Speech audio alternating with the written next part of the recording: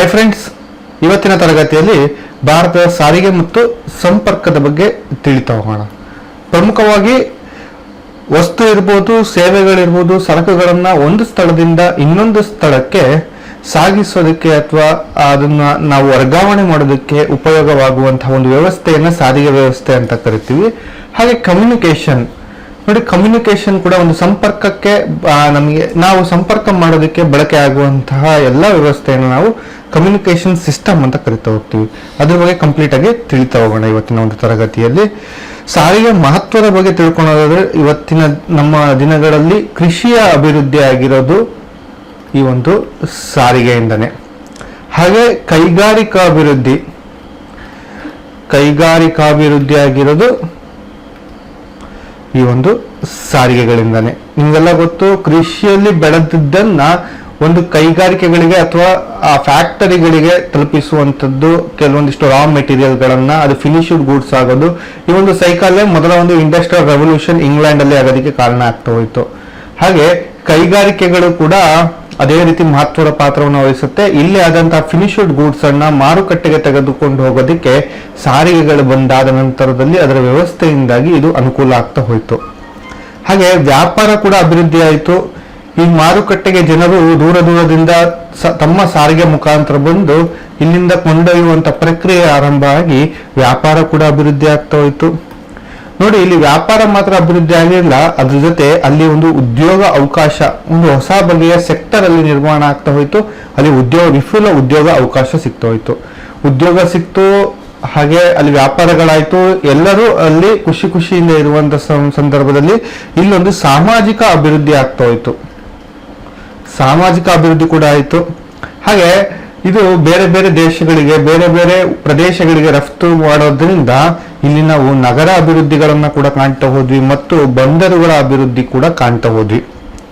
ಹಾಗೆ ಇಲ್ಲಿ ಸಂಪನ್ಮೂಲ, ಮಾನವ ಸಂಪನ್ಮೂಲ ಇರಲಿ ಅಥವಾ ನೈಸರ್ಗಿಕ ಸಂಪನ್ಮೂಲಗಳಿರಲಿ, ಅದರ ಒಂದು ಯಥೇಚ್ಛವಾಗಿ ಬಳಕೆ ಮಾಡ್ತಾ ಹೋದ್ವಿ. ಸದ್ಬಳಕೆ ಕೂಡ ಆಗ್ತಾ ಹೋಯ್ತು.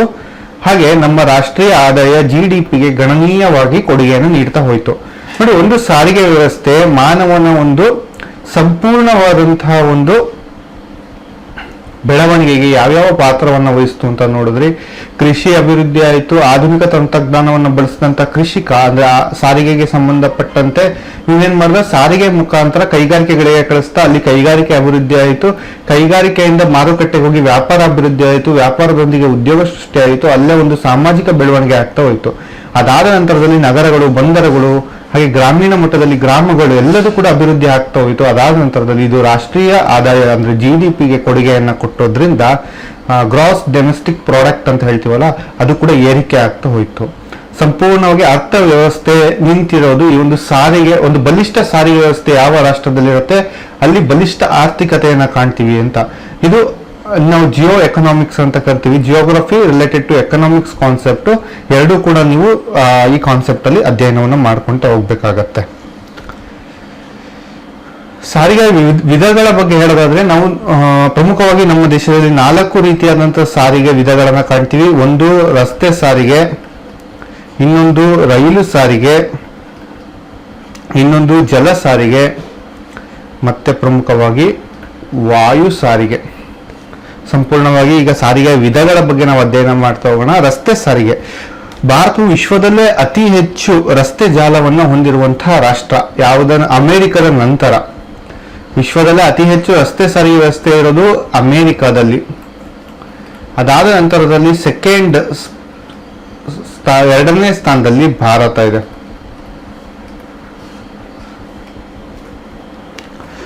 ಭಾರತವು 2018ನೇ ಸಾಲಿನಲ್ಲಿ 54.7 ದಶಲಕ್ಷ ಕಿಲೋಮೀಟರ್ ಅಷ್ಟು ಸಾರಿಗೆ ವ್ಯವಸ್ಥೆಯನ್ನು ಹೊಂದಿತ್ತು. ಸಾರಿಗೆಗೆ ಸಂಬಂಧಪಟ್ಟಂತಹ ಒಂದು ರಸ್ತೆಗಳನ್ನು ಹೊಂದಿತ್ತು. ರಸ್ತೆ ಸಾರಿಗೆ ಸಾಂದ್ರತೆಯಲ್ಲಿ ಅಮೆರಿಕ, ಚೀನಾ, ಬ್ರೆಜಿಲ್ ರಾಷ್ಟ್ರಗಳಿಗಿಂತ ಉತ್ತಮವಾಗಿದೆ ಭಾರತದ ರಸ್ತೆಗಳು. ಭಾರತದಲ್ಲಿ ಜನಸಂಖ್ಯೆ ಬೆಳೆದಂತೆ ಸಾರಿಗೆ ಸಂಪರ್ಕಗಳು ಬೆಳೀತಾರೆ, ನಿಮ್ಗೆಲ್ಲ ಗೊತ್ತು. ಹಾಗೆ ಸ್ನೇಹಿತರೆ, ರಸ್ತೆಗಳು ಅಂದ ತಕ್ಷಣ ಬಹಳ ಹಿಂದೆಯಿಂದ ಕೂಡ, ಅಂದ್ರೆ ಪ್ರಾಚೀನ ಕಾಲದಲ್ಲಿ ಶೇರ್ಷಾ ಸೂರ್ಯ ಕಾಲದಲ್ಲಿ ಭಾರತದ ಗ್ರ್ಯಾಂಡ್ ಟ್ರಂಕ್ ರೋಡ್ ಅಂತ ಕರಿತೀವಿ, ಇದು ಗ್ರೇಟ್ ಗ್ರ್ಯಾಂಡ್ ಟ್ರಂಕ್ ರೋಡ್ ಕೂಡ ಭಾರತದಲ್ಲಿ ಇತ್ತು. ಆಗಿಂದ ಕೂಡ ರಸ್ತೆಯ ಅಭಿವೃದ್ಧಿ ಪರಿಕಲ್ಪನೆ ನಮ್ಮ ಹತ್ರ ಇದೆ.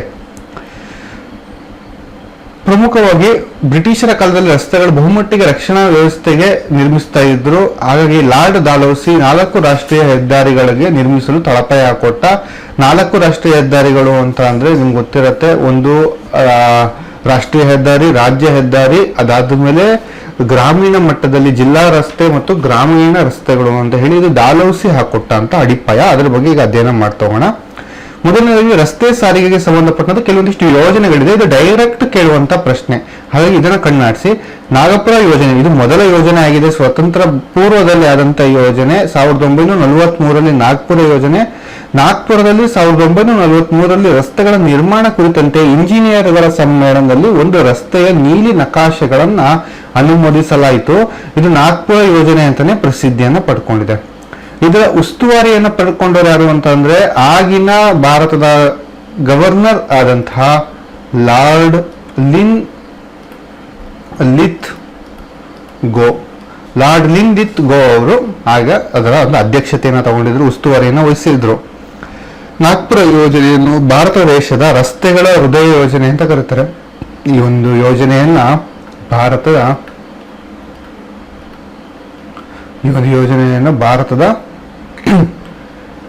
ರಸ್ತೆಗಳ ಹೃದಯ ಯೋಜನೆ ಅಂತ ಕರೀತಾರೆ. ನಾಗ್ಪುರ ಯೋಜನೆಯನ್ನ ಭಾರತದ ರಸ್ತೆಗಳ ಹೃದಯ ಯೋಜನೆ ಅಂತ ಕರೀತಾರೆ.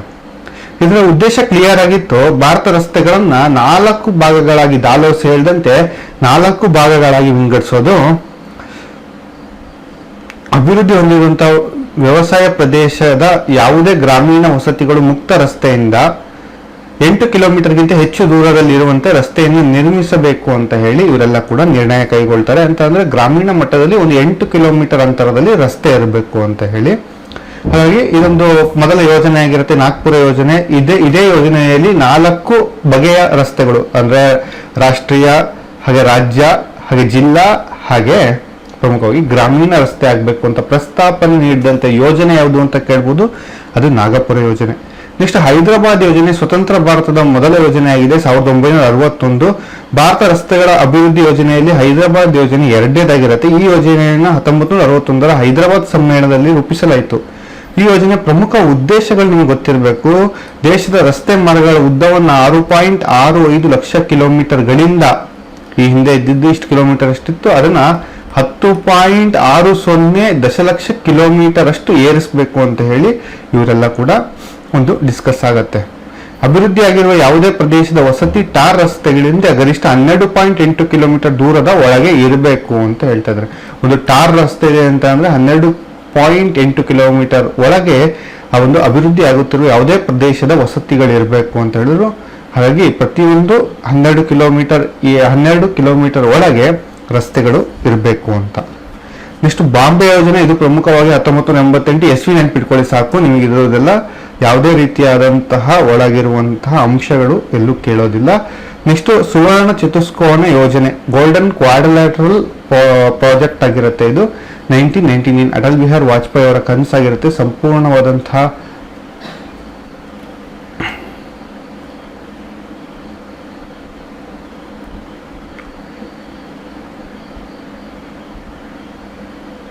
ಸಂಪೂರ್ಣವಾದಂತಹ ಭಾರತವನ್ನ ಸೇರಿಸುವಂತಹ ಒಂದು ಯೋಜನೆ ಗೋಲ್ಡನ್ ಕ್ವಾಡ್ರಿಲ್ಯಾಟರಲ್ ಸುವರ್ಣ ಚತುಷ್ಕೋನ ಯೋಜನೆ ಅಂತ ಹೇಳಿ. ಇದು ಕೂಡ ಇಂಪಾರ್ಟೆಂಟ್, ಇಂಪಾರ್ಟೆಂಟ್. ಅಟಲ್ ಬಿಹಾರಿ ಅದ್ರ ಬಗ್ಗೆ ಡಿಸ್ಕಸ್ ಕೂಡ ಮಾಡೋಣ ಬಿಡಿ. ಪ್ರಧಾನಮಂತ್ರಿ ಗ್ರಾಮ್ ಸಡಕ್ ಯೋಜನೆ, ಇದು 2000, ಇದೊಂದು ಕೇಂದ್ರ ಸರ್ಕಾರದ ಯೋಜನೆ ಆಗಿದೆ, ಗ್ರಾಮ್ ಸಡಕ್ ಯೋಜನೆ. ನೆಕ್ಸ್ಟ್ ಪ್ರಮುಖವಾಗಿ ಕಾರಿಡಾರ್ ಯೋಜನೆ ಅಂತ ಹೇಳಿ 1999. ಹಾಗೆ ಕಾರಿಡಾರ್ ಯೋಜನೆ ಅಂತ ಅಂದ್ರೆ ಇದಕ್ಕೆ ಸಂಪರ್ಕ ಕಲ್ಪಿಸುವಂತಹ ಒಂದು ಯೋಜನೆ ಆಗಿತ್ತು. ನೆಕ್ಸ್ಟ್ ಭಾರತ್ ಮಾಲಾ, ಈಶಾನ್ಯ ರಾಜ್ಯಗಳನ್ನ ನಮ್ಮೊಂದಿಗೆ ಸೇರಿಸುವಂತಹ ಒಂದು ಬೃಹತ್ ರಸ್ತೆ ಯೋಜನೆ. ಹಾಗೆ ಅದ್ರ ಜೊತೆ ಸಾಗರ್ ಮಾಲಾ ಕೂಡ ಕೂಡಿಸ್ಕೊಂಡು ಬಂದರುಗಳಿಗೆ ರಸ್ತೆಗಳನ್ನ ಕಲ್ಪಿಸುವಂತಹ ಒಂದು ಯೋಜನೆ ಆಗಿತ್ತು ಭಾರತ್ ಮಾಲಾ 2015. ಇದು ನರೇಂದ್ರ ಮೋದಿ ಅವರ ಕನಸಾಗಿತ್ತು. ಇದ್ರ ಬಗ್ಗೆ ಕೂಡ ಡಿಸ್ಕಸ್ ಮಾಡೋಣ ಇವತ್ತು. ನೋಡಿ, ರಸ್ತೆ ಸಾರಿಗೆಗಳ ಒಂದು ವಿಧಗಳು ನಾನು ಈಗಾಗಲೇ ಹೇಳಿದೆ. 1943ರ ನಾಗ್ಪುರ್ ಯೋಜನೆಯ ಆಧಾರದ ಮೇಲೆ ರಸ್ತೆಗಳನ್ನ 4 ವಿಧಗಳಾಗಿ ವಿಂಗಡಿಸಲಾಯಿತು. ಈ ಹಿಂದೆ ಇದರ ಯಾರ ಕನಸಾಗಿತ್ತಿದ್ದು, ಯಾರ ಕನಸಿನ ಆಧಾರ ಅಂತ ಅಂದ್ರೆ ಇದನ್ನ ಈ ಹಿಂದೆ ಹೇಳಿದಾಗೆ ಲಾರ್ಡ್ ಡಾಲ್ಹೌಸಿ ಅವರು. ಪ್ರಮುಖವಾಗಿ 4 ವಿಧಗಳಾಗಿ ವಿಂಗಡಿಸಿದೀವಿ: ರಾಷ್ಟ್ರೀಯ ಹೆದ್ದಾರಿ, ರಾಜ್ಯ ಹೆದ್ದಾರಿ, ಜಿಲ್ಲಾ ರಸ್ತೆ ಮತ್ತು ಗ್ರಾಮೀಣ ರಸ್ತೆ ಅಂತ. ಪ್ರಮುಖವಾಗಿ ಈಗ ರಾಷ್ಟ್ರೀಯ ಹೆದ್ದಾರಿ ಬಗ್ಗೆ ನಾವು ತಿಳಿತಾ ಹೋಗೋಣ.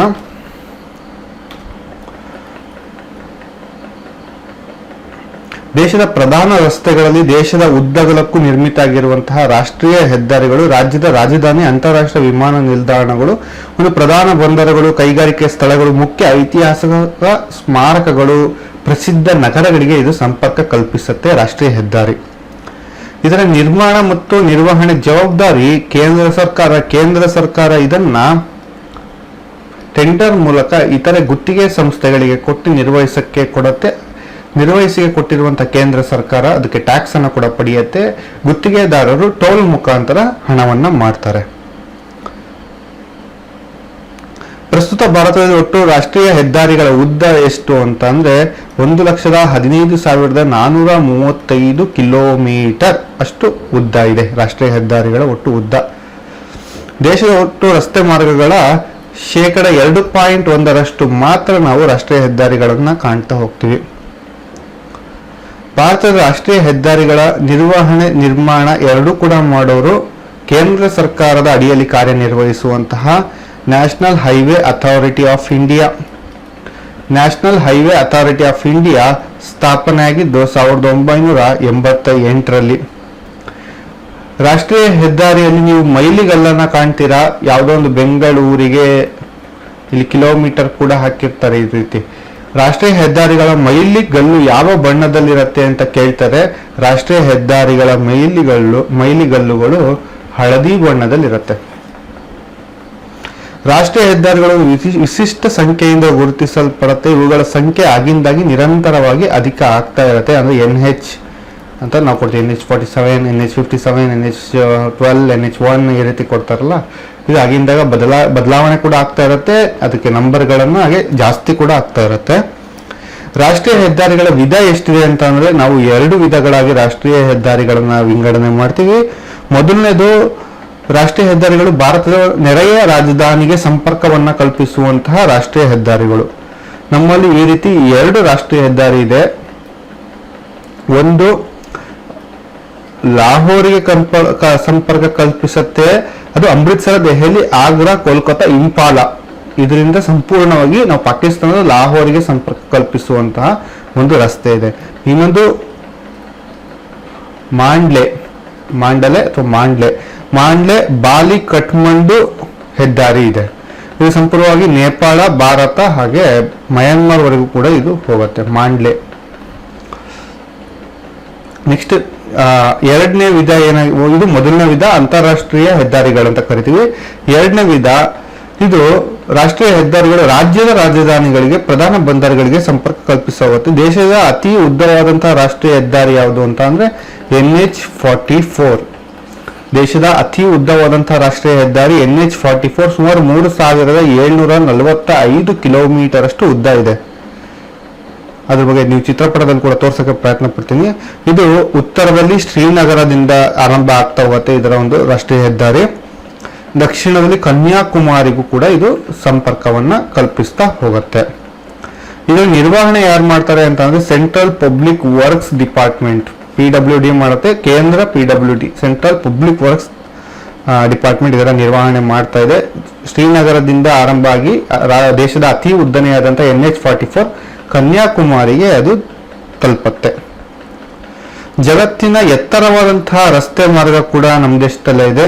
ಜಗತ್ತಿನ ಎತ್ತರವಾದಂತಹ ರಸ್ತೆ ಮಾರ್ಗ 4,267 ಕಿಲೋಮೀಟರ್ ಅಷ್ಟು ಅದರ ಒಂದು ಉದ್ದವನ್ನು ಕಾಣ್ತೀವಿ. ಅದು ಹಿಮಾಚಲ ಪ್ರದೇಶದ ಒಂದು ಕುಲು ಮನಾಲಿಯಿಂದ ಕಾಶ್ಮೀರದ ಲೇವರೆಗೂ ಕೂಡ ಸಂಪರ್ಕ ಕಲ್ಪಿಸುತ್ತೆ. ದೇಶದ ಅತಿ ಚಿಕ್ಕ ರಾಷ್ಟ್ರೀಯ ಒಂದು ಹೆದ್ದಾರಿ ಯಾವುದು ಅಂದ್ರೆ NH47A. NH47A ಅತಿ ಚಿಕ್ಕದ್ದು, NH47 ಅತಿ ದೊಡ್ಡದು. ನೋಡಿ NH44 ಅತಿ ದೊಡ್ಡದು, NH47A ಅತಿ ಚಿಕ್ಕದು. ಇದು ಕೇರಳದಲ್ಲಿದೆ.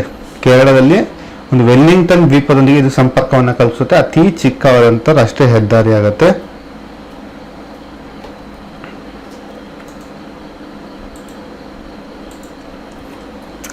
ಪ್ರಮುಖವಾಗಿ ಅತಿ ಉದ್ದವಾದಂತಹ ರಾಷ್ಟ್ರೀಯ ಹೊಂದಿರುವಂತಹ ರಾಜ್ಯಗಳನ್ನ ನಾವು ಗಮನಿಸೋದ್ರೆ ಮೊದಲು ಜಾಸ್ತಿ ರಾಷ್ಟ್ರೀಯ ಹೆದ್ದಾರಿ ಹೊಂದಿರುವಂತಹ ರಾಷ್ಟ್ರ ಮಹಾರಾಷ್ಟ್ರ ಆಗಿರುತ್ತೆ. ಮಹಾರಾಷ್ಟ್ರ ರಾಜ್ಯದಲ್ಲಿ ಸುಮಾರು 15,437 ಕಿಲೋಮೀಟರ್ ಅಷ್ಟು ನಾವು ಒಟ್ಟು ಉದ್ದದ ಒಂದು ರಾಷ್ಟ್ರೀಯ ಹೆದ್ದಾರಿಗಳನ್ನ ಕಾಣ್ತೀವಿ. ಸೆಕೆಂಡು ರಾಜಸ್ಥಾನ್ ಇದೆ, ಥರ್ಡು ಮಧ್ಯಪ್ರದೇಶ್ ಇದೆ, ಫೋರ್ತ್ ಕರ್ನಾಟಕ ಇದೆ. ಫಸ್ಟ್ ಮಹಾರಾಷ್ಟ್ರ, ರಾಜಸ್ಥಾನ್, MP, ಕರ್ನಾಟಕ ನೆನಪಿಟ್ಕೊಳ್ಳಿ. ರಾಷ್ಟ್ರೀಯ ಹೆದ್ದಾರಿ ಹೊಂದಿಲ್ಲದಿರುವಂತಹ ಏಕೈಕ ಪ್ರದೇಶ ಯಾವುದು ಅಂತ ಅಂದ್ರೆ ಅದು ಲಕ್ಷದ್ವೀಪ.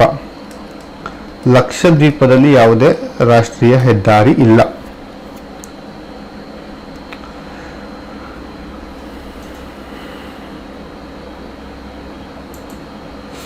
ರಾಷ್ಟ್ರೀಯ ಹೆದ್ದಾರಿಗಳ ಕ್ರಮ ಸಂಖ್ಯೆಗಳು ನಿಮಗೆಲ್ಲ ಗೊತ್ತಿದೆಯಲ್ಲ.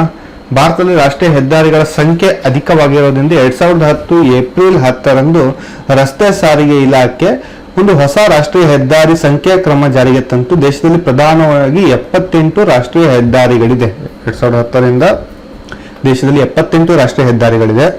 ಪೂರ್ವ ಪಶ್ಚಿಮವಾಗಿ ರಾಷ್ಟ್ರೀಯ ಹೆದ್ದಾರಿಯನ್ನ ನೋಡಿ, ಈ ಪೂರ್ವದಿಂದ ಭಾರತದ ಪಶ್ಚಿಮವಾಗಿ ರಾಷ್ಟ್ರೀಯ ಹೆದ್ದಾರಿ ಇದೆಲ್ಲ, ಇಲ್ಲಿ ಯಾವುದೇ ಹೆದ್ದಾರಿ ಬರಲಿ ಇದನ್ನು ನಾವು ಬೆಸ ಸಂಖ್ಯೆಯಿಂದ ಗುರುತಿಸ್ತೀವಿ. ದೇಶದ ಅತಿ ಎತ್ತರದ ಭಾಗದಿಂದ ಆರಂಭವಾಗಿರುವಂತಹ ಸಂಖ್ಯಾ ಕ್ರಮ ಆಗಿರುತ್ತೆ ಇದು. ಅತಿ ದಕ್ಷಿಣದ ತಮಿಳುನಾಡಿನವರೆಗೂ, ಅಂದರೆ ಅಕ್ಷಾಂಶ ಹೆಚ್ಚಾದಂತೆ ಈ ರೀತಿ ಹೋಗುವಾಗ ಅಕ್ಷಾಂಶ ಹೆಚ್ಚಾದಂತೆ ಹೆದ್ದಾರಿ ಸಂಖ್ಯೆ ಕಡಿಮೆ ಇರುವುದು. ನೋಡಿ, ಅಕ್ಷಾಂಶ ಹೆಚ್ಚಾದಂತೆ ಕಡಿಮೆ ಆಗ್ತಾ ಹೋಗುತ್ತೆ. ಇದೊಂದು ಜಸ್ಟ್ ಜಿ ಕೆ ಪರ್ಪೋಸ್ ಇಂದ. ಹೆದ್ದಾರಿ ಸಂಖ್ಯೆ 1 ದೇಶದ ಅತಿ ಎತ್ತರದ ರಾಷ್ಟ್ರೀಯ ಹೆದ್ದಾರಿ ಆಗಿದೆ. ನೋಡಿ, ಒಂದು ಎಲ್ಲಿ ಬರುತ್ತೆ ಅಂದ್ರೆ ಇಲ್ಲಿ ನಮಗೆ ಶ್ರೀನಗರ ಮತ್ತು ಭಾರತ ಪಾಕಿಸ್ತಾನದ ಗಡಿಯಲ್ಲಿ ಕಂಡು ಬರುತ್ತೆ ಹೆದ್ದಾರಿ 1. ಇದು ಅತಿ ಎತ್ತರದ ರಾಷ್ಟ್ರೀಯ ಹೆದ್ದಾರಿ ಆಗಿರುತ್ತೆ. ಕೆಳಗೆ ಬರ್ತಾ ಎತ್ತರ ಕೂಡ ಕಡಿಮೆ ಆಗ್ತಾ ಹೋಗುತ್ತೆ. ಅತಿ ದಕ್ಷಿಣದ ತಮಿಳುನಾಡಿನವರೆಗೂ ಇದು ಮುಂದುವರಿತಾ ಹೋಗುತ್ತೆ. ಈ ಒಂದು ಸಂಖ್ಯಾಕ್ರಮ 1, 3, 5 ಈ ರೀತಿ ಒಂದು 1ರಿಂದ ಹಿಂಗೆ ಕೊಡ್ತಾ ಹೋಗ್ತಾರೆ ನಂಬರು. ಸುವರ್ಣ ಚತುಷ್ಕೋನ ಪೂರ್ವ ಪಶ್ಚಿಮ ಕಾರಿಡಾರ್ ಹೆದ್ದಾರಿ ಗುಜರಾತ್ನ ಪೋರ್ಬಂದರ್, ಅಸ್ಸಾಂ ಸಿಲ್ಚಾರ್ ವರೆಗೂ 330 ಕಿಲೋಮೀಟರ್. ಇದರ ಒಂದು ಸಂಖ್ಯೆ NH27 ಅಂತ ಹೇಳ್ತೀವಿ ನಾವು. ಇದ್ರ ಬಗ್ಗೆ ಹೇಳ್ತೀನಿ, ನಾನು ಕಂಪ್ಲೀಟ್ ಆಗಿ ಹೇಳ್ತೀನಿ. ನೆಕ್ಸ್ಟ್ ಉತ್ತರ ದಕ್ಷಿಣವಾಗಿ ರಾಷ್ಟ್ರೀಯ ಹೆದ್ದಾರಿಗಳು ಸಮ ಸಂಖ್ಯೆಯಲ್ಲಿರುತ್ತೆ. ಸಮಸಂಖ್ಯೆ. ಪ್ರಸ್ತುತವಾಗಿ ರಾಷ್ಟ್ರೀಯ ಹೆದ್ದಾರಿಗಳ ಸಂಖ್ಯೆ 2 ಯಾವುದು ಅಂತಂದ್ರೆ ದಿಬ್ರುಗಢ ಹಾಗೆ ಅಮ್ಗಿರ್ ಈ ಒಂದು ರೂಟ್ ಇರುತ್ತೆ. ಇದು ಮೋಕೋಚಾಂಗ್ ಇರ್ಬೋದು, ಮೋಖಾ ಇರ್ಬೋದು, ಕೊಹಿಮಾ, ಇಂಪಾಲ, ಚುರ್ಚಂದ್ಪುರ್, ಸೇಲಿಂಗು, ಸಿರ್ಪಿಫು, ತುಯಿಪಾಂಗ್ ಈ ಪ್ರದೇಶಗಳನ್ನೆಲ್ಲ ಸಂಪರ್ಕಿಸ್ತಾ ಹೋಗುತ್ತೆ. ಆದ್ದರಿಂದ ಭಾರತದ 218 ರಾಷ್ಟ್ರೀಯ ಹೆದ್ದಾರಿಗಳಲ್ಲಿ ಕೇವಲ 78 ಮಾತ್ರ ಪ್ರದಾನ ಆಗ್ತಾ ಹೋಗುತ್ತೆ. ಇವುಗಳಲ್ಲಿ 44 ರಾಷ್ಟ್ರೀಯ ಹೆದ್ದಾರಿಗಳು ಪೂರ್ವದಿಂದ ಪಶ್ಚಿಮವಾದವು. 34 ರಾಷ್ಟ್ರೀಯ ಹೆದ್ದಾರಿಗಳು ಉತ್ತರದಿಂದ ದಕ್ಷಿಣ ಆದರೆ 104 ರಾಷ್ಟ್ರೀಯ ಹೆದ್ದಾರಿ ಕಾವಲ್ಗಳಿದೆ ನಮ್ಮ ಹತ್ರ ಒಟ್ಟು ಟೋಟಲ್ ಆಗಿ. ಒಂದು ಸಣ್ಣ ಕಾನ್ಸೆಪ್ಟ್ ಅನ್ನ ನೀವು ಜಸ್ಟ್ ಕ್ಲಾರಿಟಿಯಾಗಿ ಏನು ಅಷ್ಟಾಗಿ ಗೊತ್ತಿದ್ರೆ ಸಾಕು. ಬೆಸೆಯಲ್ಲಿ ಪೂರ್ವದಿಂದ ಪಶ್ಚಿಮಕ್ಕೆ ಹೋದಂತೆ ಬೆಸ ಸಂಖ್ಯೆ, ಉತ್ತರದಿಂದ ದಕ್ಷಿಣಕ್ಕೆ ಹೋದಂತೆ ಸಮ ಸಂಖ್ಯೆ, ಇಷ್ಟು ಗೊತ್ತಿರಲಿ. ಪ್ರಧಾನ ರಾಷ್ಟ್ರೀಯ ಹೆದ್ದಾರಿಗಳು 1 ಅಥವಾ 2 ಅಂಕಿಗಳನ್ನು ಒಳಗೊಂಡಿರುತ್ತೆ. ಇವುಗಳ ಶಾಖೆಗಳು ರಾಷ್ಟ್ರೀಯ ಹೆದ್ದಾರಿಗಳಾಗಿದ್ದರೆ ಅವು 3 ಅಂಕಿಗಳನ್ನು ಹೊಂದಿರುತ್ತೆ. ಉದಾಹರಣೆ ರಾಷ್ಟ್ರೀಯ ಹೆದ್ದಾರಿ 2, ಇದರ ಒಂದು ಶಾಖಾ ರಾಷ್ಟ್ರೀಯ ಹೆದ್ದಾರಿಗಳು 102, 103 ಅಥವಾ 202, 302 ಹೀಗೆ ಗುರುತಿಸಲ್ಪಡ್ತಾ ಹೋಗುತ್ತೆ. ಇವುಗಳ ಕೊನೆಯ 2 ಅಂಕಿ ರಾಷ್ಟ್ರೀಯ ಹೆದ್ದಾರಿ ಸಂಖ್ಯೆಯನ್ನ, ಮೊದಲ ಸಂಖ್ಯೆ ಅದರ ಶಾಖೆಯನ್ನ ಪ್ರತಿನಿಧಿಸ್ತಾ ಹೋಗುತ್ತೆ. ರಾಷ್ಟ್ರೀಯ ಹೆದ್ದಾರಿಗಳು ABCD ಮೊದಲಾದ ಸೂಚಕಗಳನ್ನು ಗುರುತಿಸಿದರೆ ಅದು ಕಡಿಮೆ ಉದ್ದದ ಉಪಶಾಖೆಗಳನ್ನು ಸೂಚಿಸ್ತಾ ಹೋಗುತ್ತೆ. ನೋಡಿ, ಸುವರ್ಣ ಚತುಷ್ಕೋನ ಮತ್ತು ಕಾರಿಡಾರ್ ಹೆದ್ದಾರಿ ಯೋಜನೆ, ಈ ಯೋಜನೆ 6ನೇ 4 ರಸ್ತೆಗಳನ್ನು ಹೊಂದಿದಂತಹ 15,000 ಕಿಲೋಮೀಟರ್ಗಳಷ್ಟು ಉದ್ದವಾಗಿರುವಂತಹ ರಾಷ್ಟ್ರೀಯ ಹೆದ್ದಾರಿ ಆಗಿದೆ. 1999ರಲ್ಲಿ ಪ್ರಾರಂಭ ಆಗಿರುತ್ತೆ. ಇದು ಬಹುಪಾಲಿಗೆ ಪೂರ್ಣ ಆಗಿದೆ ಕಾರಿಡಾರ್ ಯೋಜನೆ ಹಾಗೆ ಸುವರ್ಣ ಚತುಷ್ಕೋನ ಯೋಜನೆ. ಇದು ಪ್ರಪಂಚದ ಯಾವುದೇ ಒಂದು ದೇಶದ ಒಂದು ಅವಧಿಯಲ್ಲಿ ಕೈಗೊಂಡಿರುವ ರಸ್ತೆ ಅಭಿವೃದ್ಧಿ ಯೋಜನೆಗಳಿಗಿಂತ ಅತಿ ದೊಡ್ಡದಾಗಿರುತ್ತೆ. ಇದು ತುಂಬಾ ದೊಡ್ಡ ಪ್ರಾಜೆಕ್ಟ್ ಇದು. ಯಾಕಂದ್ರೆ ಜಮ್ಮುವಿಂದ ಕಾಶ್ಮೀರಕ್ಕೆ ಹಾಗೆ ಅರುಣಾಚಲ್ ಪ್ರದೇಶದಿಂದ ಗುಜರಾತಿಗೆ ಸಂಪರ್ಕ ಕಲ್ಪಿಸುವಂತಹ ಯೋಜನೆ ಆಗಿರೋದ್ರಿಂದ ಇದು ಅತಿ ದೊಡ್ಡ ಯೋಜನೆ ಕೂಡ ಹೌದು. ದೇಶವನ್ನು ಉತ್ತರ, ದಕ್ಷಿಣ ಮತ್ತು ಪೂರ್ವ ಪಶ್ಚಿಮವಾಗಿ ಸಂಪರ್ಕಿಸುವ ಕಾರಿಡಾರ್ ಹೆದ್ದಾರಿ ರಸ್ತೆಗಳು ಸರಕು ಸಾಮಗ್ರಿಗಳನ್ನ ಅಲ್ಪಾವಧಿಯಲ್ಲಿ ಒಂದು ಪ್ರದೇಶದಿಂದ ಇನ್ನೊಂದು ಪ್ರದೇಶಕ್ಕೆ ತಲುಪಿಸೋದಕ್ಕೆ ಸಹಕಾರಿಯಾಗ್ತಾ ಹೋಗುತ್ತೆ. ಸುವರ್ಣ ಚತುಷ್ಕೋನ ಯೋಜನೆ ಅಂತ ಹೇಳಿದ್ರೆ ಈ ಯೋಜನೆ ದೇಶದ 4 ಅತಿ ದೊಡ್ಡ ಮಹಾನಗರಗಳಾದಂತಹ ದೆಹಲಿ, ಮುಂಬೈ, ಚೆನ್ನೈ,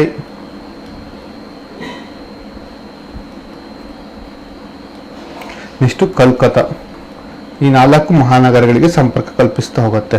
ಇದಿಷ್ಟು ಗೊತ್ತಿರಲಿ. ನೆಕ್ಸ್ಟ್ ಕಾರಿಡಾರ್ ರಸ್ತೆಗಳು ಅಂತ ಅಂದ್ರೆ ಇದು 2 ಕಾರಿಡಾರ್ ರಸ್ತೆಗಳು ನಿರ್ಮಿಸಿ 2 ಕಾರಿಡಾರ್ ರಸ್ತೆಗಳ ಉದ್ದ ಸುಮಾರು 7300 ಕಿಲೋಮೀಟರ್ ಆಗುತ್ತೆ. ಉತ್ತರ ದಕ್ಷಿಣ ಅಂದ್ರೆ ಶ್ರೀನಗರದಿಂದ ಕನ್ಯಾಕುಮಾರಿವರೆಗೆ ಕಾರಿಡಾರ್. ಇದು ಜಮ್ಮು, ಜಲಂಧರ್, ದೆಹಲಿ, ಆಗ್ರಾ, ಗ್ವಾಲಿಯರ್, ಝಾನ್ಸಿ, ನಾಗ್ಪುರ, ಹೈದರಾಬಾದ್, ಕೃಷ್ಣಗಿರಿ, ಸೇಲಂ, ಮಧುರೈವರೆಗೂ 2 ಕಾರಿಡಾರ್ ಆಗಿ ಹೋಗುತ್ತೆ. ಹಾಗೆ ಪೂರ್ವ ಪಶ್ಚಿಮವಾಗಿ ಪೋರ್ಬಂದರ್ ಇರ್ಬೋದು, ಸಿಲ್ಚಾರ್ ಇರ್ಬೋದು. ಇದರ ನಡುವೆ ಒಟ್ಟು ರಾಜ್ಕೋಟ್, ಉದಯ್ಪುರ್, ಶಿವಪುರಿ, ಝಾನ್ಸಿ, ಕಾನ್ಪುರ, ಲಕ್ನೋ, ಗೋರಖ್ಪುರ್, ಮುಜಾಫರ್, ಗುವಾಹಟಿ ಇಲ್ಲಿವರೆಗೂ ಕೂಡ ಇದು ಹೋಗ್ತಾ ಹೋಗುತ್ತೆ. ಇದು ಪ್ರಧಾನ ಬಂದರುಗಳನ್ನ ಸಂಪರ್ಕಿಸ್ತಾ ಹೋಗುತ್ತೆ. ಹಾಗಾಗಿ ಇದು ಕೂಡ ಇಂಪಾರ್ಟೆಂಟ್ ಆಗ್ತಾ ಹೋಗುತ್ತೆ. ಕೆಲವೊಂದಿಷ್ಟು ಪಾಯಿಂಟ್ ಅನ್ನು ನೋಡೋಣ. ದೇಶದ ಅತಿ ಉದ್ದವಾದಂತಹ ರಾಷ್ಟ್ರೀಯ ಹೆದ್ದಾರಿ NH44 ಶ್ರೀನಗರ ಕನ್ಯಾಕುಮಾರಿ. ಇದೊಂಚೂರು ಪಾಯಿಂಟ್ ಮಾಡ್ಕೊಳ್ಳಿ. ದೇಶದ ಪೂರ್ವ ಪಶ್ಚಿಮದ ಅತಿ ಉದ್ದದ ರಾಷ್ಟ್ರೀಯ ಹೆದ್ದಾರಿ NH27 ಪೂರ್ವದಿಂದ ಪಶ್ಚಿಮದಲ್ಲಿರುವಂತಹ ಅತಿ ದೊಡ್ಡ ರಾಷ್ಟ್ರೀಯ ಹೆದ್ದಾರಿ. ಪೋರ್ಬಂದರ್ ಇಲ್ಲಿಂದ ಸಿಲ್ಚಾರಿಗೆ ಹೋಗುತ್ತೆ, ಅಂದ್ರೆ ಗುಜರಾತಿಂದ ಅರುಣಾಚಲ ಪ್ರದೇಶವರೆಗೂ ಹೋಗುತ್ತಿದ್ದು. ಪಾಕಿಸ್ತಾನ ಮತ್ತು ಚೀನಾ ಗಡಿ ಸಂಪರ್ಕಿಸುವ ರಾಷ್ಟ್ರೀಯ ಹೆದ್ದಾರಿ ಯಾವುದು ಅಂದ್ರೆ NH5. ಇದು ಶಿಪಿಕ್ಲಾ ಮತ್ತು ಅಮೃತ್ಸರದ ನಡುವೆ ಇರುವಂತಹ ಒಂದು ರಾಷ್ಟ್ರೀಯ ಹೆದ್ದಾರಿ. ಭಾರತದ ಪೂರ್ವದ ತುತ್ತ ತುದಿ ರಾಷ್ಟ್ರೀಯ ಹೆದ್ದಾರಿ ಅಂದ್ರೆ NH2. ನಾನು ನಿಮ್ಗೆ ಆಗ್ಲೇ ಹೇಳಿದೆ, ಪೂರ್ವದಿಂದ ಇದಿರೋದು NH2 ದಿಬ್ರುಗಢ್ ತೈಪಂಗಿಗೆ. ಭಾರತದ ಉತ್ತರದ ತುತ್ತ ತುದಿಯ ರಾಷ್ಟ್ರೀಯ ಹೆದ್ದಾರಿ ಅಂದ್ರೆ NH1. ಇದು ಲಡಾಖ್ ಮತ್ತು ಶ್ರೀನಗರ ಮತ್ತು ಪಾಕಿಸ್ತಾನದ ಒಂದು ಗಡಿಯಿಂದ ಹೋಗ್ತಾ ಹೋಗುತ್ತೆ NH1 ನಲ್ಲಿ. ಭಾರತದ ಪೂರ್ವ ಬೆಟ್ಟಗಳಲ್ಲಿ ಹಾದು ಹೋಗುವ ರಾಷ್ಟ್ರೀಯ ಹೆದ್ದಾರಿನ NH16 ಕೋಲ್ಕತ್ತಾ ಮತ್ತು ಚೆನ್ನೈ, ಅಂದರೆ ಪೂರ್ವ ಘಟ್ಟಗಳು, ಈಸ್ಟರ್ನ್ ಘಾಟ್ಸ್ ಮುಖಾಂತರ ಹೋಗುತ್ತೆ. ಪಶ್ಚಿಮ ಘಟ್ಟದ ಹಾದು ಹೋಗುವಂಥ ರಾಷ್ಟ್ರೀಯ ಹೆದ್ದಾರಿ NH66 ಕನ್ಯಾಕುಮಾರಿಯಿಂದ Mumbai. NH66, NH16, NH1, NH2, NH5, NH27, NH44. ಒಮ್ಮೆ ಸ್ಕ್ರೀನ್ ಶಾಟ್ ತಗೊಳ್ಳಿ, ಇಂಪಾರ್ಟೆಂಟ್ ಆಗುತ್ತೆ. ಸುಮಾರಷ್ಟು ನಾನು ಕೆಲವೊಂದಿಷ್ಟು NH ಇಂಪಾರ್ಟೆಂಟ್ ಇನ್ ಕೊಟ್ಟಿದ್ದೀನಿ, ಅದನ್ನು ಕೂಡ ನೀವು ಅಧ್ಯಯನವನ್ನು ಮಾಡ್ಬೋದು. ನೀವು ನೋಡ್ತಾ ಹೋಗಿ. NH1 ಇಂಪಾರ್ಟೆಂಟ್, ದೆಹಲಿ, ಅಮೃತ್ಸರ್ ಮತ್ತು ಇಂಡೋ ಪಾಕ್ ಗಡಿಯಲ್ಲಿ ಇದು ಹೋಗುತ್ತೆ. ಹಾಗೆ ಒಂದೊಂದೇ ನೀವು ನೋಡ್ತಾ ಹೋಗ್ಬೋದು. ಇಂಪಾರ್ಟೆಂಟ್ ಇರೋದನ್ನು ನೀವು ಹಾಗೆ ಜಸ್ಟ್ ಇದು ಮಾಡ್ಕೊಳ್ಳಿ. ಪ್ರಮುಖವಾಗಿರೋದು ನಾನು ಇಲ್ಲಿ ಕೊಟ್ಟಿದ್ದೀನಿ ನಿಮಗೆ. ಇಷ್ಟು ಸ್ಟೇಟ್, ಮುಖ್ಯವಾಗಿ ರಾಜ್ಯ ಹೆದ್ದಾರಿಗಳಿಗೆ ಬರೋಣ. ಈಗ ರಾಜ್ಯ ಹೆದ್ದಾರಿಗಳು ರಾಜ್ಯದ ರಾಜಧಾನಿಗಳಿರ್ಬೋದು ಅಥವಾ ಅಲ್ಲಿನ ಒಂದು ಜಿಲ್ಲಾ ಕೇಂದ್ರಗಳನ್ನ ಇದು ಸಂಪರ್ಕಿಸ್ತಾ ಹೋಗುತ್ತೆ. ಹಾಗೆ ರಾಷ್ಟ್ರೀಯ ಹೆದ್ದಾರಿಗಳನ್ನ ಕೂಡ ಸಂಪರ್ಕಿಸ್ತಾ ಹೋಗುತ್ತೆ. ರಾಜ್ಯ ಹೆದ್ದಾರಿಗಳು ಸ್ಟೇಟ್ ಹೈವೇ ಅಂತ ಕರಿತೀವಿ. ಇದರ ಬಣ್ಣ, ಇಲ್ಲಿ ಈ ಒಂದು ರಾಜ್ಯ ಹೆದ್ದಾರಿಗಳಲ್ಲಿ ನಾವು ಏನು ಮೈಲಿಗಲ್ಲುಗಳನ್ನ ಕಾಣ್ತೀವಲ್ಲ, ಈ ಮೈಲಿಗಲ್ಲು ಯಾವ ಬಣ್ಣದಲ್ಲಿರುತ್ತೆ ಅಂದ್ರೆ ಹಸಿರು ಮತ್ತು ಬಿಳಿ. ಮೈಲಿಗಲ್ಲುಗಳು ಹಸಿರು ಮತ್ತು ಬಿಳಿ ಬಣ್ಣದಲ್ಲಿ ಇರುತ್ತೆ. ಇದರ ನಿರ್ವಹಣೆ ಯಾರು ಮಾಡ್ತಾರೆ ಅಂತ ಅಂದ್ರೆ ರಾಜ್ಯ ಸರ್ಕಾರ ಮಾಡ್ತಾರೆ. ದೇಶದ ಅತಿ ಉದ್ದದ ರಾಜ್ಯ ಹೆದ್ದಾರಿಗಳನ್ನು ಹೊಂದಿರುವಂತಹ ರಾಜ್ಯ ಯಾವುದು ಅಂದ್ರೆ UPಯಲ್ಲಿ ಅತಿ ಹೆಚ್ಚು ರಾಜ್ಯ ಹೆದ್ದಾರಿಗಳಿದೆ. ಕರ್ನಾಟಕದಲ್ಲಿ ಅತಿ ಹೆಚ್ಚು ರಾಜ್ಯ ಹೆದ್ದಾರಿ ಹೊಂದಿರುವಂತಹ ಜಿಲ್ಲೆ ಯಾವುದು ಅಂತ ಅಂದ್ರೆ ಬೆಳಗಾವಿ. ಅತಿ ಕಡಿಮೆ ರಾಜ್ಯ ಹೆದ್ದಾರಿ ಹೊಂದಿರುವಂತಹ ಜಿಲ್ಲೆ ಯಾವುದು ಅಂತಂದ್ರೆ ಬೆಂಗಳೂರು ನಗರದಲ್ಲಿ ಅತಿ ಕಡಿಮೆ ರಾಜ್ಯ ಹೆದ್ದಾರಿಗಳಿದೆ. ಇದಿಷ್ಟನ್ನ ಜಸ್ಟ್ ಪಾಯಿಂಟ್ ಮಾಡ್ಕೊಳ್ಳಿ. ಒಂದು ರಾಜ್ಯ ಸರ್ಕಾರ ನಿರ್ವಹಿಸುತ್ತೆ. UPಯಲ್ಲಿ ಅತಿ ಹೆಚ್ಚು ರಾಜ್ಯ ಹೆದ್ದಾರಿಗಳಿದೆ. ಕರ್ನಾಟಕದಲ್ಲಿ ಬೆಳಗಾವಿಯಲ್ಲಿ ಅತಿ ಹೆಚ್ಚಿದೆ, ಅತಿ ಕಡಿಮೆ ಬೆಂಗಳೂರು ನಗರದಲ್ಲಿದೆ. ಇದೊಂದು ಮೈಲಿಗಲ್ಲು ಹಸಿರು ಮತ್ತು ಬಿಳಿ. ಇದಿಷ್ಟು ಇಂಪಾರ್ಟೆಂಟ್ ಪಾಯಿಂಟ್ ಆಗುತ್ತೆ. ನೆಕ್ಸ್ಟ್ ಜಿಲ್ಲಾ ರಸ್ತೆಗಳು, ಡಿಸ್ಟಿಕ್ ರೋಡ್ಸ್. ಜಿಲ್ಲಾ ಕೇಂದ್ರಗಳು, ತಾಲೂಕು ಕೇಂದ್ರಗಳು ಮತ್ತು ಗ್ರಾಮೀಣ ಕೇಂದ್ರಗಳೊಡನೆ ಇದು ಸಂಪರ್ಕವನ್ನು ಕೊಡ್ತಾ ಹೋಗುತ್ತೆ. ಇವುಗಳ ನಿರ್ಮಾಣ ಮತ್ತು ದುರಸ್ತಿ ಕಾರ್ಯವನ್ನ ಜಿಲ್ಲಾ ಪಂಚಾಯತ್ ಮಾಡುತ್ತೆ. ಒಟ್ಟು ಜಿಲ್ಲಾ ಮತ್ತು ಗ್ರಾಮಗಳ ರಸ್ತೆಗಳ ಉದ್ದ ಎಷ್ಟಿದೆ ಅಂತ ಅಂದ್ರೆ 52,02,507 ಕಿಲೋಮೀಟರ್ ಅಷ್ಟಿದೆ. ಇದರ ಮೈಲಿಗಲ್ಲು ಯಾವ ಬಣ್ಣದಲ್ಲಿರುತ್ತೆ ಅಂದ್ರೆ ಕಪ್ಪು ಮತ್ತು ಬಿಳಿ. ಜಿಲ್ಲಾ ರಸ್ತೆಗಳು ಗ್ರಾಮೀಣ ಪ್ರದೇಶಗಳ ವ್ಯವಸಾಯ ಉತ್ಪನ್ನಗಳನ್ನು ಜಿಲ್ಲಾ ಕೇಂದ್ರಗಳಿಗೆ ಸಾಗಿಸಲು ಹೆಚ್ಚು ಉಪಯುಕ್ತ ಆಗ್ತಾ ಹೋಗುತ್ತೆ. ಹಾಗೆ ಇದು ಇಂಪಾರ್ಟೆಂಟ್ ಆಗ್ತಾ ಹೋಗುತ್ತೆ. ನೆಕ್ಸ್ಟ್ ಗ್ರಾಮೀಣ ರಸ್ತೆಗಳು. ಮೂಲ ರಸ್ತೆಗಳು ಅಂತ ಕರಿತೀವಿ ಇದನ್ನ. ಗ್ರಾಮೀಣ ರಸ್ತೆಗಳು ಹಳ್ಳಿ, ತಾಲೂಕು ಮತ್ತು ಜಿಲ್ಲೆಗಳ ಮಧ್ಯ ಸಂಪರ್ಕ ಕೊಡ್ತಾ ಹೋಗುತ್ತೆ. ಇದು ನಿರ್ವಹಣೆ ಯಾರು ಮಾಡ್ತಾರೆ ಅಂದ್ರೆ ಗ್ರಾಮ ಮತ್ತು ತಾಲೂಕು ಪಂಚಾಯತ್, ಗ್ರಾಮ ಮತ್ತು ತಾಲೂಕು ಪಂಚಾಯತ್ ಮಾಡ್ತಾರೆ. ಮೈಲಿಗಲ್ಲುಗಳ ಬಣ್ಣ ಕೇಸರಿ ಮತ್ತು ಬಿಳಿ. ಗ್ರಾಮೀಣ ರಸ್ತೆಗಳ ನಿರ್ಮಾಣಕ್ಕಾಗಿ ಮಾನ್ಯ ಶ್ರೀ ಅಟಲ್ ಬಿಹಾರಿ ವಾಜಪೇಯಿ ಅವರ ಪ್ರಧಾನಮಂತ್ರಿ ಗ್ರಾಮ್ ಸಡಕ್ ಯೋಜನೆಯನ್ನು ಜಾರಿಗೆ ತರ್ತಾರೆ 1999 ಏಪ್ರಿಲ್ 1ರಂದು. ಅಟಲ್ ಬಿಹಾರಿ ವಾಜಪೇಯಿ ಅವರು ದೇಶದ ಪ್ರಧಾನ 4 ನಗರಗಳನ್ನು ಒಂದುಗೂಡಿಸಲು ಜಾರಿಗೆ ತಂದಂತಹ ಒಂದು ಯೋಜನೆಗಳಲ್ಲಿ ಇದು ಮುಂದುವರಿತಾ ಹೋಗುತ್ತೆ. ಗ್ರಾಮ್ ಸಡಕ್ ಯೋಜನೆ ಅದೇ ಒಂದು ಭಾಗವಾಗಿ ಅಹಮದಾಬಾದ್, ವಡೋದರ, ಉತ್ತರ ಪ್ರದೇಶ, ಹರಿಯಾಣ ನಡುವೆ ದೇಶದ 2 ಎಕ್ಸ್ಪ್ರೆಸ್ ಹೆದ್ದಾರಿಗಳು ಅಂತ ಹೇಳಿ ತಗೊಬರ್ತಾರೆ. ಇದೆಲ್ಲ ಇದರ ಭಾಗವಾಗಿ ಇರುತ್ತೆ. ಈ ಭಾರತ ಮಾಲಾ ಯೋಜನೆ ನೋಡ್ಬೋದು. ಇತ್ತೀಚೆಗೆ ನರೇಂದ್ರ ಮೋದಿ ಅವರು ಭಾರತದ ಮತ್ತು ಈಶಾನ್ಯ ರಾಜ್ಯಗಳ ನಡುವೆ ಒಂದುಗೂಡಿಸಲು ತಂದಂತಹ ಭಾರತ್ ಮಾಲಾ ಪ್ರಾಜೆಕ್ಟ್, ಹಾಗೆ ಇದು ಬಂದರುಗಳಿಗೆ ಸಂಪರ್ಕಿಸಿದ ಸಾಗರ್ ಮಾಲಾ ಪ್ರಾಜೆಕ್ಟ್ ಕೂಡ ಇದರ ಒಂದು ಭಾಗ ಆಗಿರುತ್ತೆ. ಮುಖ್ಯ ಉದ್ದೇಶ ಸೇನೆಯನ್ನ ಸುಲಭವಾಗಿ ನಿರ್ವಹಿಸಲು ಮತ್ತು ಗಡಿ ಸುತ್ತಲಿನ ವ್ಯವಹಾರವನ್ನು ವಿಸ್ತರಿಸುವುದು ಇದರ ಒಂದು ಯೋಜನೆ ಕೂಡ ಹೌದು. 2015 ಭಾರತ್ ಮಾಲಾ. ಹಾಗೆ ಸೇತು ಭಾರತಂ ಅಂತ ರಾಷ್ಟ್ರೀಯ ಹೆದ್ದಾರಿಗಳಲ್ಲಿ ಕೆಲವೊಂದಿಷ್ಟು ಸೇತುವೆಗಳನ್ನು ದುರಸ್ತಿ ಮಾಡಿ ಹಾಗೂ ರೈಲ್ವೆಗಳಿಗೆ ಅಡೆತಡೆ ಇಲ್ಲದಾಗೆ ಸೇತುವೆಗಳನ್ನು ನಿರ್ಮಾಣ ಮಾಡೋದೇ ಸೇತು ಭಾರತಂ ಒಂದು ಯೋಜನೆಯ ಉದ್ದೇಶ. 2019 ವೇಳೆಗೆ ರಾಷ್ಟ್ರೀಯ ಹೆದ್ದಾರಿಗಳನ್ನ ರೈಲ್ವೆ ಕ್ರಾಸಿಂಗ್ ಮುಕ್ತಗೊಳಿಸಬೇಕು ಅಂತ ಆರಂಭ ಆಗಿತ್ತು. ಈಗ ಆಲ್ರೆಡಿ ಅದೆಲ್ಲ ಮುಗ್ದಿದೆ. ಪ್ರಮುಖವಾಗಿ ಈಗ ರೈಲು ಸಾರಿಗೆ ಬಗ್ಗೆ ನೋಡ್ತಾ ಹೋಗೋಣ ಸ್ನೇಹಿತರೆ. ಪ್ರಪಂಚದಲ್ಲಿ ಮೊದಲ ಬಾರಿಗೆ ರೈಲಿನ ಸಾರಿಗೆಯ ಒಂದು ಪರಿಕಲ್ಪನೆಯನ್ನು ನಮಗೆ ಕೊಟ್ಟೋರು ಯಾರು ಅಂತ ಅಂದ್ರೆ ಜಾರ್ಜ್ ಸ್ಟೀಫನ್ಸನ್.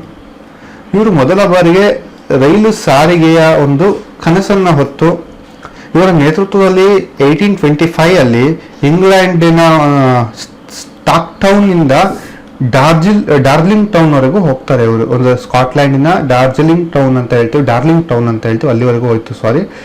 ಒಂದು ಸ್ಟಾಕ್ಟನ್ ಟು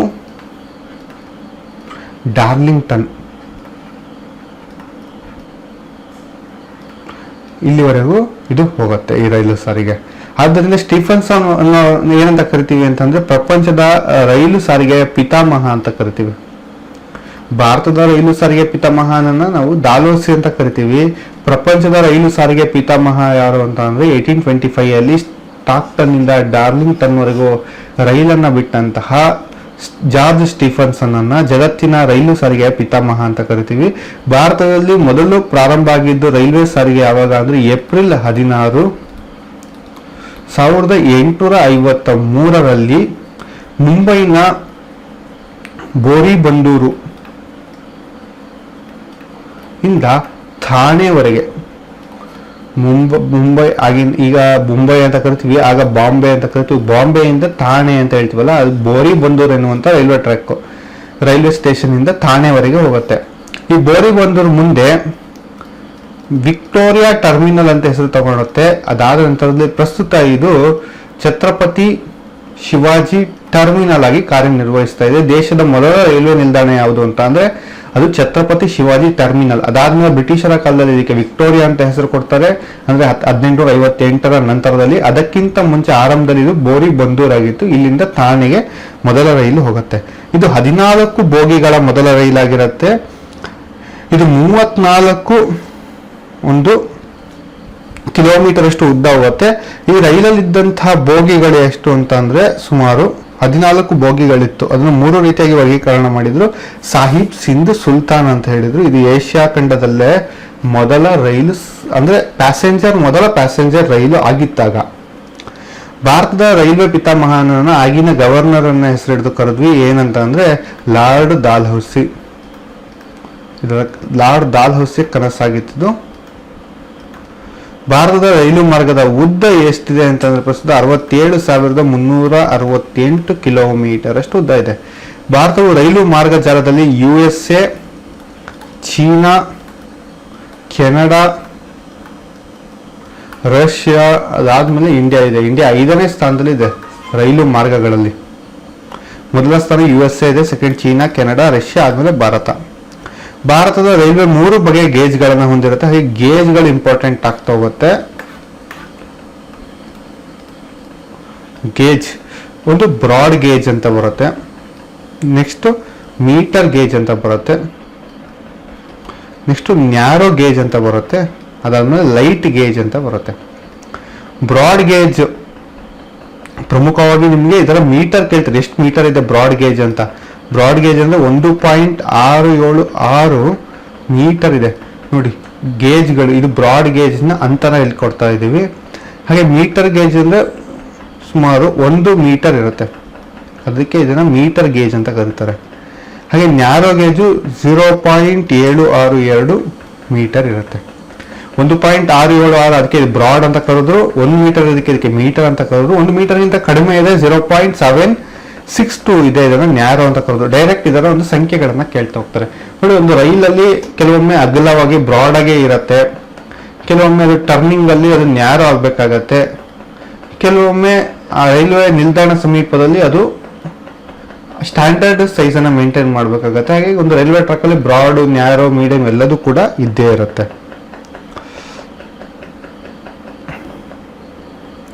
ದೇಶದಲ್ಲಿ ಹೆಚ್ಚು ಕಂಡು ಬರುವಂತ ಗೇಜ್ ಯಾವುದು ಅಂತಂದ್ರೆ ಬ್ರಾಡ್ ಗೇಜ್ ಕಂಡು ಬರುತ್ತೆ. ಈಶಾನ್ಯ ರಾಜ್ಯಗಳಲ್ಲಿ ಹೆಚ್ಚಾಗಿ ನ್ಯಾರೋ ಗೇಜ್ ಗಳನ್ನ ಕಾಣ್ತಾ ಹೋಗ್ತೀವಿ ನಾವು.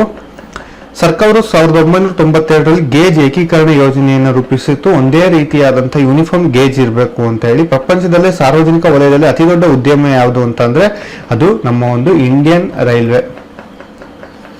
ಇಂಡಿಯನ್ ರೈಲ್ವೆ ಪ್ರಪಂಚದಲ್ಲೇ ಸಾರ್ವಜನಿಕ ವಲಯದ ಅತಿ ದೊಡ್ಡ ಉದ್ಯಮ ಆಗಿರುತ್ತೆ. 1.3 ದಶಲಕ್ಷ ಉದ್ಯೋಗಗಳನ್ನು ನಿರ್ಮಿಸಿ ಗಿನ್ನಿಸ್ ದಾಖಲೆ ಮಾಡಿದೆ ಭಾರತದ ರೈಲ್ವೆ ಇಲಾಖೆ.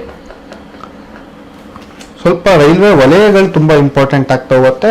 ಇದನ್ನ ಹಾಗೆ ನೆನಪಿಟ್ಕೊಂಡ್ರೆ ನಿಮ್ಗೆ ಗೊತ್ತು ನೋಡಿ. ಉತ್ತರದ ವಲಯ, ಇದನ್ನ ನಾವು ಪ್ರಸ್ತುತ ಎಷ್ಟು ರೈಲ್ವೆ ವಲಯಗಳಿದೆ ಅಂತ ಕೇಳ್ಬೋದು. ಪ್ರಸ್ತುತ 18 ರೈಲ್ವೆ ವಲಯ ಇದೆ. ನೂತನವಾಗಿ ಯಾವ ರೈಲ್ವೆ ವಲಯ ಸೇರ್ಪಡೆಗೊಳ್ತು ಅಂತ ಅಂದ್ರೆ ಅದು ಆಂಧ್ರದ ವಿಶಾಖಪಟ್ಟಣಂ. ಇದು ದಕ್ಷಿಣ ಕರಾವಳಿ ರೈಲ್ವೆ ಆಗಿ ಇತ್ತೀಚೆಗಷ್ಟೇ ಸೇರ್ಪಡೆಗೊಳ್ತು. ಉತ್ತರದ ರೈಲ್ವೆ ವಲಯ ಯಾವುದು ಅಂತಂದ್ರೆ ದೆಹಲಿ. ನೆಕ್ಸ್ಟ್ ಹಾಗೆ ಪಶ್ಚಿಮದ ಕೇಳಿದ್ರೆ ನಿಮಗೆ ಮುಂಬೈ,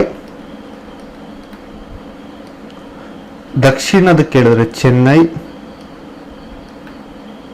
ಪೂರ್ವದ ಕೇಳಿದ್ರೆ ಕೋಲ್ಕತ್ತಾ. ನೋಡಿ ಆ ಮ್ಯಾಪ್ ಅಲ್ಲಿ ಯಾವ ರೀತಿ ಈ ಒಂದು ಪ್ರದೇಶಗಳಿದೆಯಲ್ಲ ಹಾಗೆ ಇದನ್ನ ನೆನ್ಪಿಟ್ಕೊಂತ ಹೋಗಿ. ನೆಕ್ಸ್ಟ್ ಆಗ್ನೇಯ ಅಂತಂದ್ರೆ ಸೌತ್ ಈಸ್ಟ್ ಕೇಳಿದ್ರೆ ನಿಮಗೆ ಅದು ಕೂಡ ಕೋಲ್ಕತ್ತಾ. ಇದು ಕೂಡ ಆಗ್ನೇಯ ಕೇಳಿದ್ರೆ ಕೋಲ್ಕತ್ತಾ ಅಂತ ಮಾಡಬೇಕಾಗತ್ತೆ ನೀವು ನೋಡಿ. ದಕ್ಷಿಣ ಕೇಂದ್ರ ರೈಲ್ವೆ ವಲಯ, ದಕ್ಷಿಣ ಕೇಂದ್ರ, ಇದು ದಕ್ಷಿಣ, ಅದರ ಕೇಂದ್ರ ಅಂದ್ರೆ ಮಧ್ಯದಲ್ಲಿ, ನೀವು ಸುಮ್ಮನೆ ಅನ್ಕೊಳ್ಳಿ. ಸೌತ್ ಸೆಂಟ್ರಲ್ ಅಂತ ಕರಿತೀವಿ. ಇದನ್ನ ಸಿಕಂದರಾಬಾದ್ ಅಲ್ಲಿ ಕಾಣ್ತೀವಿ. ಸಿಕಂದರಾಬಾದ್ ಅಲ್ಲಿ ಇದೆ. ಹಾಗೆ ಕೇಂದ್ರ ರೈಲ್ವೆ ವಲಯ, ಸೆಂಟ್ರಲ್ ಕೇಂದ್ರ ರೈಲ್ವೆ ವಲಯ ಕೂಡ ಮುಂಬೈಗೆ ಸೇರಿದೆ. ಮುಂಬೈಯಲ್ಲಿದೆ ಕೇಂದ್ರ ರೈಲ್ವೆ ವಲಯ. ನೆಕ್ಸ್ಟ್ ಈಶಾನ್ಯ ರೈಲ್ವೆ ವಲಯ. ಈಶಾನ್ಯ ರೈಲ್ವೆ ವಲಯ ಗೋರಖ್ಪುರಲ್ಲಿದೆ. ಉತ್ತರ ಪ್ರದೇಶದ ಗೋರಖ್ಪುರಲ್ಲಿ ಈಶಾನ್ಯ ರೈಲ್ವೆ ವಲಯ ಇದೆ. ನೆಕ್ಸ್ಟ್ ನಿಮಗೆ ಇಂಪಾರ್ಟೆಂಟ್ ಯಾವುದು ಅಂತಂದ್ರೆ ಈಶಾನ್ಯ ಗಡಿನಾಡು ರೈಲ್ವೆ ವಲಯ ಅಂತ ಕರಿತೀವಿ. ನಾರ್ತ್ ಈಸ್ಟ್ ಫ್ರಾಂಟಿಯರ್ ಅಂತ. ನಾರ್ತ್ ಈಸ್ಟ್ ಫ್ರಾಂಟಿಯರ್ ಯಾವುದು ಅಂತ ಅಂದ್ರೆ ಅದು ಈಶಾನ್ಯ ರಾಜ್ಯಗಳಲ್ಲೇ ಕಾಣ್ತೀವಿ. ಗುವಾಹಟಿ. ನಾರ್ತ್ ಈಸ್ಟ್, ಬರೀ ನಾರ್ತ್ ಈಸ್ಟ್ ಅಂದ್ರೆ ಅದು Gorakhpur. North East frontier Guwahati. ಇದು ಗಡಿ, ಈಶಾನ್ಯ ಗಡಿ ರೈಲ್ವೆ. ಅದಾದ ಪೂರ್ವ ಕೇಂದ್ರ ರೈಲ್ವೆ ನೋಡಿ. ಪೂರ್ವ ಕೇಂದ್ರ ರೈಲ್ವೆ ಅಂತ ಕೇಳಿದ್ರೆ ಹಾಜಿಪುರ. ನೆಕ್ಸ್ಟ್ ಪೂರ್ವ ಕರಾವಳಿ ರೈಲ್ವೆ ಯಾವುದು ಅಂತಂದ್ರೆ ಒರಿಸ್ಸಾದ ಭುವನೇಶ್ವರ. ಉತ್ತರ ಕೇಂದ್ರ ರೈಲ್ವೆ ಅಂತಂದ್ರೆ ಉತ್ತರ ಪ್ರದೇಶದ ಅಲಹಾಬಾದ್. ಅದರ ಈಗ ಪ್ರಯಾಗ್ರಾಜ್ ಅಂತ ರೀನೇಮ್ ಮಾಡಿದ್ದಾರೆ, ಅದು ಕೂಡ ಗೊತ್ತಿರಲಿ. ವಾಯುವ್ಯ ರೈಲ್ವೆ ಯಾವುದು ಅಂತಂದ್ರೆ ಜೈಪುರ. ಇಷ್ಟು ನೈಋತ್ಯ ರೈಲ್ವೆ ಕೇಳಿದ್ರೆ ಹುಬ್ಬಳ್ಳಿ. ಕರ್ನಾಟಕದಲ್ಲಿರುವಂತಹ ಏಕೈಕ ರೈಲ್ವೆ ವಲಯ ಹುಬ್ಬಳ್ಳಿ. ಪಶ್ಚಿಮ ಕೇಂದ್ರ ಅಂತ ಕೇಳಿದ್ರೆ, ಪಶ್ಚಿಮ ವೆಸ್ಟ್ ಸೆಂಟ್ರಲ್ ಅಂತ ಕೇಳಿದ್ರೆ ಮಧ್ಯಪ್ರದೇಶದ ಭಾರತದ ನಾಭಿ ಅಂತಾನೆ ಹೆಸರುವಾಸಿಯಾಗಿರುವಂತಹ ಜಬಲ್ಪುರ. ಆಗ್ನೇಯ ಕೇಂದ್ರ ಅಂತ ಕೇಳಿದ್ರೆ ನೋಡಿ, ಆಗ್ನೇಯ ಕೇಂದ್ರ ಅಂತ ಕೇಳಿದ್ರೆ ಬಿಲಾಸ್ಪುರ. ಕೋಲ್ಕತಾ ಮೆಟ್ರೋ ಕೂಡ ಅದೊಂದು ರೈಲ್ವೆ ವಲಯ ಆಗಿದೆ. ಕೋಲ್ಕತಾ ಮೆಟ್ರೋ ಒಂದಿದೆ.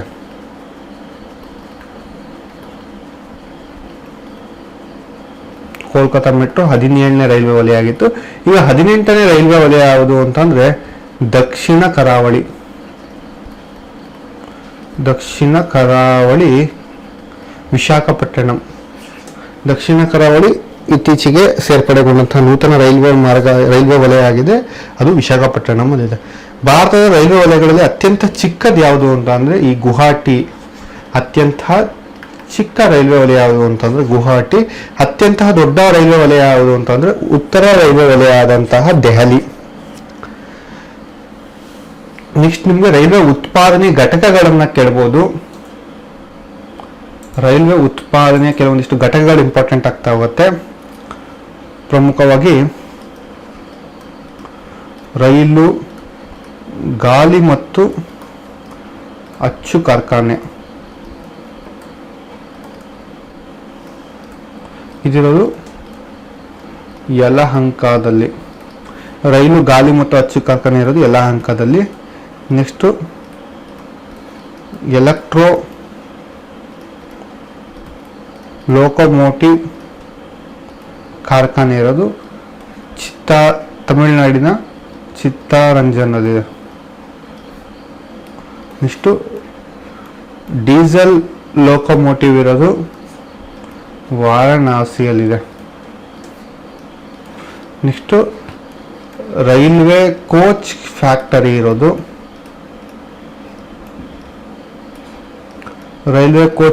ಇರೋದು ಕಪೂರ್ತಲಾದಲ್ಲಿದೆ. ಅದಾದಮೇಲೆ ಇಂಟಿಗ್ರಲ್ ರೈಲ್ವೆ ಕೋಚ್ ಫ್ಯಾಕ್ಟರಿ ಇರೋದು ಪೆರಂಬೂರಲ್ಲಿದೆ. ನೆಕ್ಸ್ಟು ರೈಲ್ವೆ ಸ್ಟ್ರಿಂಗ್ ಕಾರ್ಖಾನೆ ಇರೋದು ಗ್ವಾಲಿಯರಲ್ಲಿದೆ.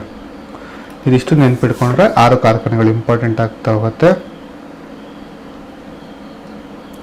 ಭಾರತದ ಅತ್ಯಂತ ವೇಗದ ರೈಲು ಯಾವುದು ಅಂತ ಕೇಳುವುದು ವಂದೇ ಭಾರತ್ ಅಂತ.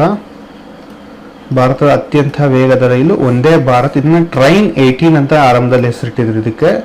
ಇದು 180 ಕಿಲೋಮೀಟರ್ ಪ್ರತಿ ಗಂಟೆಯ ವೇಗದಲ್ಲಿ ಸಂಚರಿಸುತ್ತೆ. ವಂದೇ ಭಾರತ್ ಭಾರತದ ಅತಿ ಒಂದು ವೇಗದ ರೈಲು. 2ನೇ ಸ್ಥಾನದಲ್ಲಿ ಗತಿಮಾನ್ ಇದೆ. ಅದಾದ ನಂತರದಲ್ಲಿ ಶತಾಬ್ದಿ ಕೂಡ ಇತ್ತೀಚೆಗಷ್ಟೇ ಅದು ನಿಲ್ಲಿಸಿದ್ರಲ್ಲ, ಅದು ಕೂಡ ಇರುತ್ತೆ. ದೆಹಲಿ ಮತ್ತು ಸಂಪೂರ್ಣವಾಗಿ ದೆಹಲಿ ಭಾರತ ಅತಿ ದೊಡ್ಡ ರೈಲ್ವೆ ವಲಯ ಅನ್ನೋದು ಗೊತ್ತಿರಲಿ. ಭಾರತ ಮತ್ತು ಪ್ರಪಂಚದ ಅತಿ ಉದ್ದವಾದಂತಹ ರೈಲ್ವೆ ಪ್ಲಾಟ್ಫಾರ್ಮ್ ಯಾವುದು ಅಂತ ಅಂದ್ರೆ ಸ್ನೇಹಿತರೆ, ಪ್ರಸ್ತುತ ಯಾವುದು ಅಂತಂದ್ರೆ ಗೋರಖ್ಪುರ್. ಅದು ಕೂಡ ಬದಲಾಗಿ ಈಗ ಹುಬ್ಬಳ್ಳಿ ಆಗುವಂತಹ ಒಂದು ಸಂಭವ ಇದೆ. ಈಗ ಹುಬ್ಬಳ್ಳಿ ಕೂಡ ಆಗ್ತಾ ಇದೆ ಅತಿ ದೊಡ್ಡದು. ಇನ್ನೇನು ಕೆಲವೇ ದಿನಗಳಲ್ಲಿ ಹುಬ್ಬಳ್ಳಿ ರೈಲ್ವೆ ಪ್ಲಾಟ್ಫಾರ್ಮ್ ನಾವು ಕಾಣ್ತಾ ಹೋಗ್ತೀವಿ. ಭಾರತ ಮತ್ತು ಬಾಂಗ್ಲಾದೇಶ ನಡುವೆ ನೂತನ ರೈಲು ಆರಂಭಗೊಂಡಿರೋದು ಬಂಧನ್ ಎಕ್ಸ್ಪ್ರೆಸ್ ಅಂತ.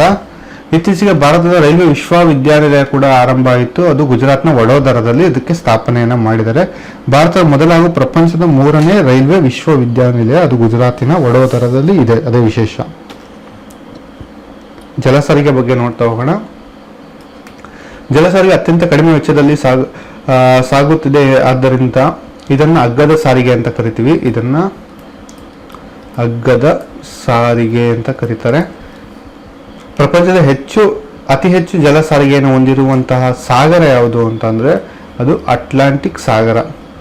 ಅಲ್ಲಿ 4 ಖಂಡಗಳನ್ನು ಬೆಸೀತಾ ಹೋಗುತ್ತೆ. ಹಾಗಾಗಿ ಅಲ್ಲಿ ಅತಿ ಹೆಚ್ಚು ನಾವು ಎಕನಾಮಿಕ್ ಆಕ್ಟಿವಿಟಿಯನ್ನು ಕಾಣ್ತಾ ಹೋಗ್ತೀವಿ. ಒಳನಾಡು ಸಾರಿಗೆಗಳು ಅಂದ್ರೆ ಇದರಲ್ಲೂ ಇನ್ಲ್ಯಾಂಡ್ ವಾಟರ್ ವೇವ್ಸ್ಗೆ ಬಹಳಷ್ಟು ಪ್ರಾಮುಖ್ಯತೆ ಇದೆ. ಇನ್ಲ್ಯಾಂಡಿಗೆ ಭಾರತವು ಪ್ರಸ್ತುತ 14,500 ಕಿಲೋಮೀಟರ್ ಅಷ್ಟು ಉದ್ದವಾದಂತಹ ಆಂತರಿಕ ಜಲ ಸಾರಿಗೆ ಮಾರ್ಗಗಳನ್ನು ಹೊಂದಿರುತ್ತೆ. ಅತಿ ಹೆಚ್ಚು ಜಲ ಸಾರಿಗೆಯನ್ನು ಹೊಂದಿರುವಂತಹ ರಾಜ್ಯ ಯಾವುದು ಅಂತ ಕೇಳಿದ್ರೆ ಅದು ಉತ್ತರ ಪ್ರದೇಶ. ಅತಿ ಹೆಚ್ಚು ಜಲ ಸಾರಿಗೆ ಹೊಂದಿರುವಂತಹ ರಾಜ್ಯ ಆಂತರಿಕ ಜಲ ಸಾರಿಗೆ ಅಂದ್ರೆ ಅದು ಉತ್ತರ ಪ್ರದೇಶ ಆಗಿರುತ್ತೆ. ಭಾರತದ ಆಂತರಿಕ ಜಲ ಸಾರಿಗೆ ಪ್ರಾಧಿಕಾರ ಕೂಡ ಇದೆ. ಅದು 1986ರಲ್ಲಿ ಸ್ಥಾಪನೆಯಾಗಿ ಅದು UPಯಲ್ಲಿ ಇದೆ. ಇದರ ಕೇಂದ್ರ ಕಚೇರಿ. ದೇಶದ ಪ್ರಸ್ತುತ ಆಂತರಿಕ ಜಲಮಾರ್ಗಗಳ ಬಗ್ಗೆ ಸಂಕ್ಷಿಪ್ತವಾಗಿ ನಾವು ತಿಳ್ಕೊಳ್ಳೋದಾದ್ರೆ ಪ್ರಮುಖ ಆಂತರಿಕ ಜಲಮಾರ್ಗಗಳು ರಾಷ್ಟ್ರೀಯ ಆಂತರಿಕ ಜಲಮಾರ್ಗಗಳು 1, 2, 3, 4, 5, 6 ಅಂತ ಹೇಳಿ 6 ಭಾಗಗಳಾಗಿ ಮಾಡಿದ್ದಾರೆ. ಪ್ರಪಂಚದಲ್ಲಿ ಅತಿ ಹೆಚ್ಚು ಒಳನಾಡು ಜಲ ಸಾರಿಗೆ ಹೊಂದಿರುವಂತಹ ಒಂದು ನದಿ ಕೂಡ ಎಕ್ಸಾಮ್ ಅಲ್ಲಿ ಕೇಳಿದರೆ ಅದು ಯುರೋಪಿನ ರೈನ್ ನದಿ. ಯುರೋಪಿನ ರೈನ್ ನದಿ ಯಾವುದಕ್ಕೆ ಫೇಮಸ್ ಅಂತಂದ್ರೆ ಪ್ರಪಂಚದಲ್ಲಿ ಅತಿ ಹೆಚ್ಚು ಒಳನಾಡು ಜಲ ಸಾರಿಗೆಯನ್ನು ಹೊಂದಿದೆ. ಭಾರತದಲ್ಲಿ ಅತಿ ಹೆಚ್ಚು ಒಳನಾಡಿಗೆ ಜಲ ಸಾರಿಗೆ ಹೊಂದಿರುವಂತಹ ನದಿ ಯಾವುದು ಅಂತಂದ್ರೆ ಗಂಗಾ. ಅದರಲ್ಲೂ ಯಾವುದು ಅಂತಂದ್ರೆ ಗಂಗಾ ಡಿಸ್ಟ್ರಿಬ್ಯೂಟರಿ ಆಗಿ ಹರಿಯುತ್ತೆ. ಗಂಗಾ ಡಿಸ್ಟ್ರಿಬ್ಯೂಟರಿ ಆಗಿ ಹೂಗ್ಲಿ ಆಗತ್ತಲ್ಲ, ಈ ಹೂಗ್ಲಿ ನದಿಯಲ್ಲಿ, ಅದು ಕೋಲ್ಕತ್ತಾ ಸಮೀಪದಲ್ಲಿ ನಾವು ಅತಿ ಹೆಚ್ಚು ದೇಶದಲ್ಲಿ ಜಲ ಸಾರಿಗೆ ಕಾಣುವಂತಹ ಒಂದು ನದಿ. ಹಾಗಾಗಿ ಇದನ್ನು ಭಾರತದ ರೈನ್ ನದಿಗೆ ಹೋಲಿಸ್ತಾರೆ. ಕರ್ನಾಟಕದಲ್ಲಿ ಅತಿ ಹೆಚ್ಚು ಒಳನಾಡು ಸಾರಿಗೆ ಹೊಂದಿರುವಂತಹ ನದಿ ಯಾವುದು ಅಂತಂದ್ರೆ ಇದು ನಮ್ಮ ತುಂಗಭದ್ರಾ ನದಿ. ನೆನ್ಪಿಟ್ಕೊಳ್ಳಿ ಇಷ್ಟನ್ನ. ನೆಕ್ಸ್ಟ್ ಪ್ರಧಾನ ಬಂದರುಗಳು ಇಂಪಾರ್ಟೆಂಟ್ ಆಗ್ತಾ ಹೋಗುತ್ತೆ.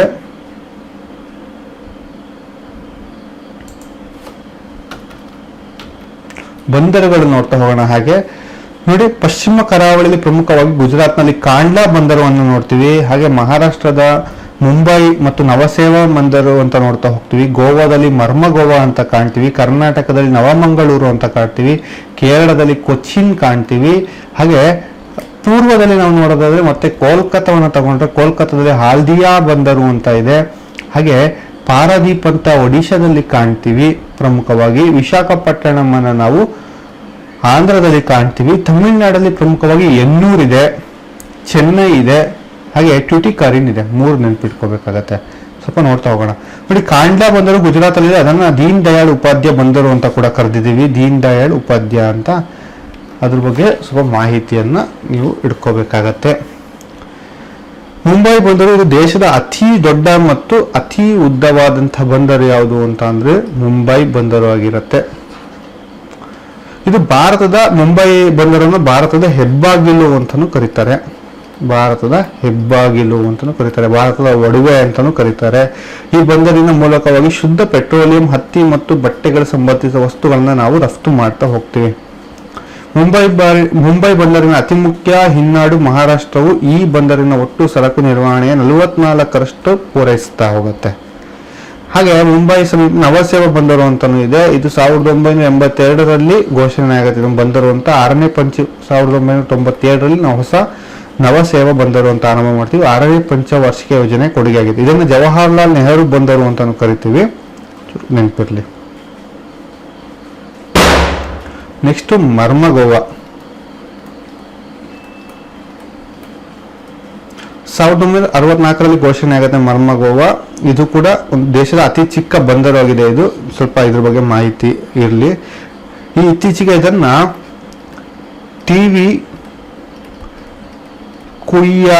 ಟಿವಿ ಕುಯ್ಯಾರವರ ಹೆಸರನ್ನ ಇದಕ್ಕೆ ಇಡ್ತಾರೆ. ನೆಕ್ಸ್ಟ್ ನವಮಂಗಳೂರು. ಈ ಬಂದರು ಗುರುಪುರ ನದಿಯ ಎತ್ತರದಲ್ಲಿ ಪಣಂಬೂರು ಬಳಿಯಲ್ಲಿ ಇದನ್ನು ನಿರ್ಮಿಸಲಾಗಿದೆ. ಇದು ಕರ್ನಾಟಕದ ಹೆಬ್ಬಾಗಿಲು ಅಂತ ಕರಿತೀವಿ ನವಮಂಗಳೂರು ಬಂದರನ್ನ. ನೆಕ್ಸ್ಟ್ ಕೊಚ್ಚಿನ್ ಬಂದರನ್ನ ಅರಬ್ಬಿ ಸಮುದ್ರದ ರಾಣಿ ಅಂತ ಕರಿತೀವಿ. ಕೊಚ್ಚಿನ್ ಬಂದರನ್ನ ನಾವು ಅರಬ್ಬಿ ಸಮುದ್ರದ ರಾಣಿ ಅಂತ ಕರಿತೀವಿ. ಇದು ಕೂಡ ಇಂಪಾರ್ಟೆಂಟ್ ಆಗ್ತಾ ಹೋಗುತ್ತೆ. ಕೊಚ್ಚಿ ಸಮುದ್ರ ಆ ದೃಷ್ಟಿಯಲ್ಲಿ ಇದು. ಇಲ್ಲಿ ಗರಿಷ್ಠ ಪ್ರಮಾಣದ ಮಸಾಲೆ ಪದಾರ್ಥವನ್ನು ನಾವು ಕಾಣ್ತಾ ಹೋಗ್ತೀವಿ. ದೇಶದ ಮಸಾಲೆ ಬಂದರು ಅಂತಾನೆ ಕರಿತೀವಿ, ಅಥವಾ ಪೂರ್ವದ ವೆನಿಸ್ ಅಂತಾನು ಕರೀತಾರೆ.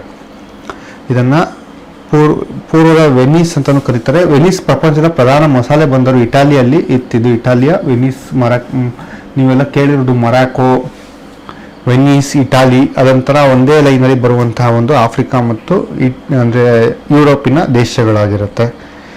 ನೆಕ್ಸ್ಟ್ ಟ್ಯುಟಿಕಾರಿನ್ ತಮಿಳುನಾಡಿನ ಕೋರಮಂಡಲ ತೀರದಲ್ಲಿದೆ. 1978ರಲ್ಲಿ ಘೋಷಣೆ ಆಗುತ್ತೆ. ಇದು ಈ ಬಂದರು ರಾಸಾಯನಿಕ ಗೊಬ್ಬರ ರಫ್ತು ಮಾಡೋದಕ್ಕೆ ಇದು ಫೇಮಸ್ ಆಗಿರುತ್ತೆ. ಈ ಬಂದರನ್ನ ಚಿದಂಬರಂ ಅಂತ ಕರಿತೀವಿ. ಟ್ಯುಟಿಕಾರಿನ್ ಬಂದರನ್ನ ಚಿದಂಬರಂ ಅಂತ ಕರಿತೀವಿ. ನೆಕ್ಸ್ಟ್ ಚೆನ್ನೈ ಬಂದರು. ಇದು ಕೂಡ ಪ್ರಮುಖವಾಗಿ ಚರ್ಮದ ವಸ್ತುಗಳನ್ನು ರಫ್ತಿಗೆ ಉಪಯೋಗ ಮಾಡ್ತೀವಿ. ಚೀನಾದಿಂದ ಆಮದು ಮಾಡೋದಕ್ಕೆ ಉಪಯೋಗ ಮಾಡ್ಕೊಳ್ತಾ ಹೋಗ್ತೀವಿ. ಜಗತ್ತಿನ ಅತಿ ದೊಡ್ಡ 86ನೇ ಕಂಟೈನರ್ ಬಂದರು ಇದಾಗಿದೆ. ನೆಕ್ಸ್ಟ್ ಎನ್ನೂರು. ಇದು ಕೂಡ ತಮಿಳುನಾಡಲ್ಲಿದೆ.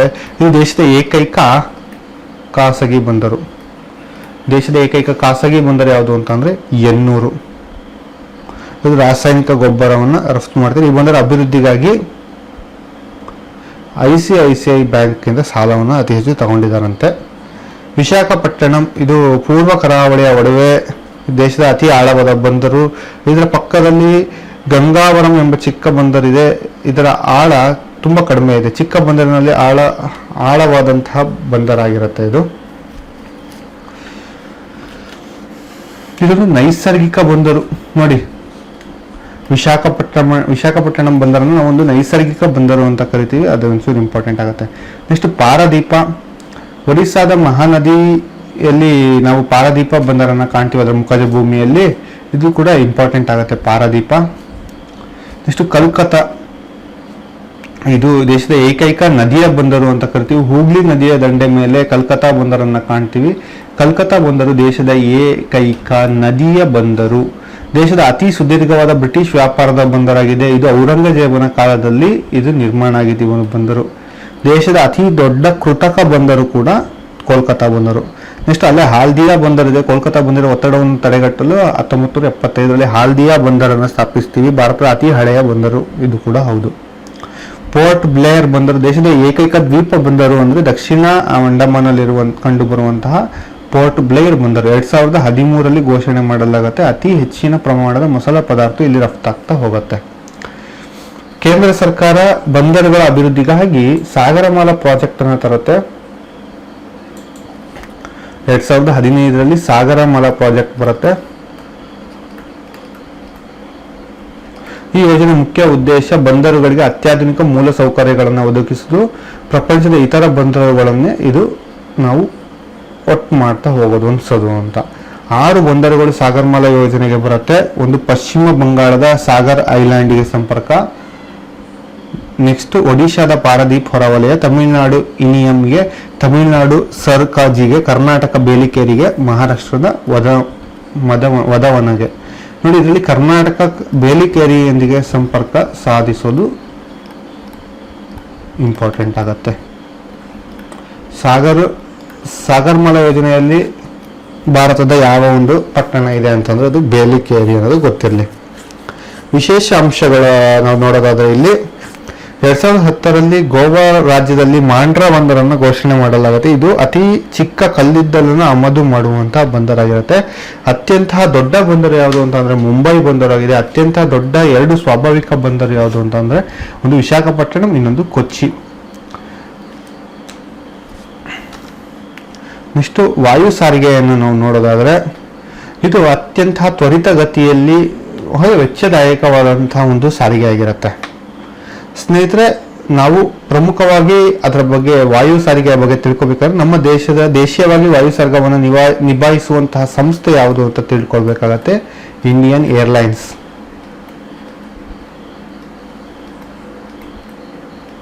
ದೇಶ ಮತ್ತು ನೆರೆಯ ರಾಷ್ಟ್ರಗಳ ವಾಯು ಸಾರಿಗೆಗೆ ನಿಭಾಯಿಸುವಂತಹ ಸಂಸ್ಥೆಯನ್ನು ನಾವು ಏರ್ ಇಂಡಿಯಾ ಅಂತ ಕರಿತೀವಿ. ಇದು ಭಾರತ ಸರ್ಕಾರದ್ದು.